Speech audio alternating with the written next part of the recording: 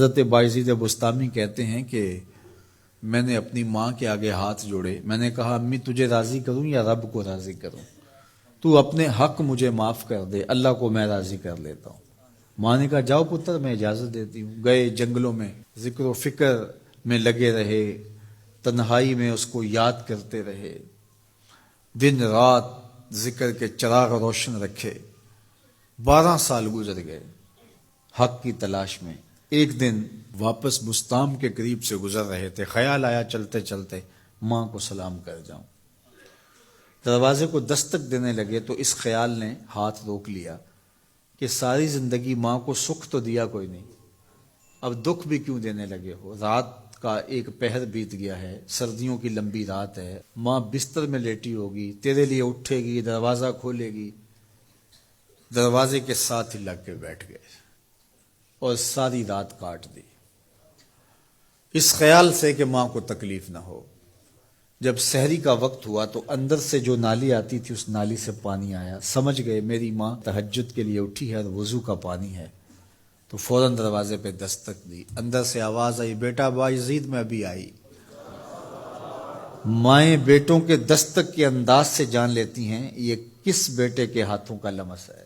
12 سال کے بعد آئے، دستک دی، کہا بیٹا بایزید میں ابھی آئی۔ ماں کی تو نگاہیں ہی دروازے پہ رہتی ہیں۔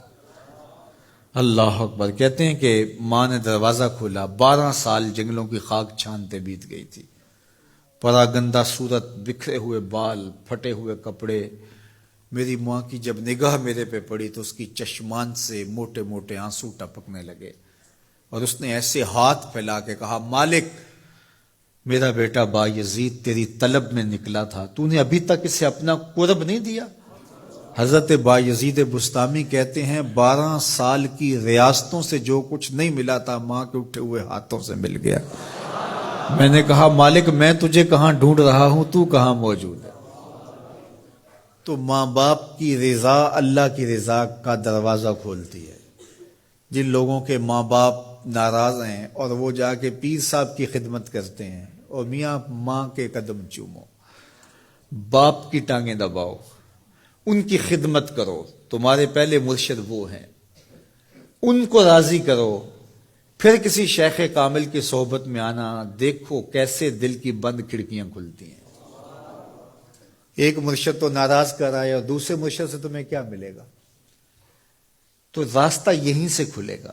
والدین کو کبھی ناراض نہ کرو، والدین کو کبھی دکھ نہ دو، والدین کو کبھی تکلیف نہ پہنچاؤ، اور والدین کو بھی چاہیے کہ اپنی اولاد کو اپنا نافرمان نہ بنائے۔ ایک بزرگ فرماتے ہیں کہ مجھے برابر 30 سال ہو گئے ہیں کہ میں اپنی اولاد کو کوئی حکم ہی نہیں دیا، کوئی حکم نہیں دیا۔ کوئی چیز مجھے چاہیے بھی ہوتی ہے تو میں بصیغہ امر نہیں کہتا، بلکہ ایسے ہی بات کر رہی ہوں۔ پانی چاہیے تو یہ نہیں کہتا بیٹا پانی لے کر آؤ، میں ویسے ہی کہتا ہوں پیاس لگی ہوئی ہے، تو اگر وہ سمجھ جائے اور وہ خود لے آئے تو اچھی بات ہے، لیکن اگر وہ نہ لائے تو میں نے اس کو حکم ہی نہیں دیا، امر ہی نہیں کیا، تو اس امر کی مخالفت ہی لازم نہیں آئے گی۔ تو کہا 30 سال برابر گزر گئے ہیں، میں نے اپنی اولاد کو حکم نہیں دیا کہ کہیں وہ میری نافرمان نہ ہو جائے، چونکہ اگر وہ نافرمان ہو گئی پلے کچھ نہیں رہے گا۔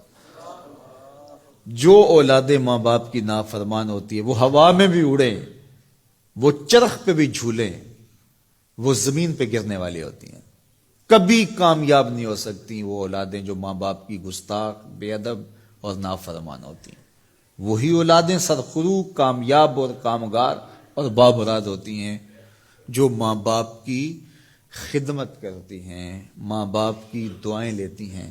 وہ ایک بچہ ماں باپ کے پاؤں دبا رہا تھا، تو ایک بچہ ایک بر اعظم میں، دوسرا دوسرے بر اعظم میں، تیسرا تیسرے بر اعظم میں بڑے بڑے کاروبار کر رہا تھا۔ تو کوئی اس کا دوست ملنے آیا، اس نے کہا کہ اس نکمے کو بھی کہیں بھیج دو، فلاں جو ہے وہ یورپ میں ہے، فلاں امریکہ میں ہے، وہاں اتنی بڑی کمپنی اس نے کھولی ہوئی ہے، اس نکمے کو یہاں بٹھایا، اس کو بھیج دو، یہ تو نکمہ کسی کام کا نہیں۔ کہا یہ نکمہ ہی تو میرے کام آ رہا ہے، کہ نکمہ ہی تو میرے کام آ رہا ہے۔ تو اولاد خوش نصیب ہے کہ اپنے ماں باپ کی خدمت کرے، اور ان کے ساتھ حسن سلوک کرے۔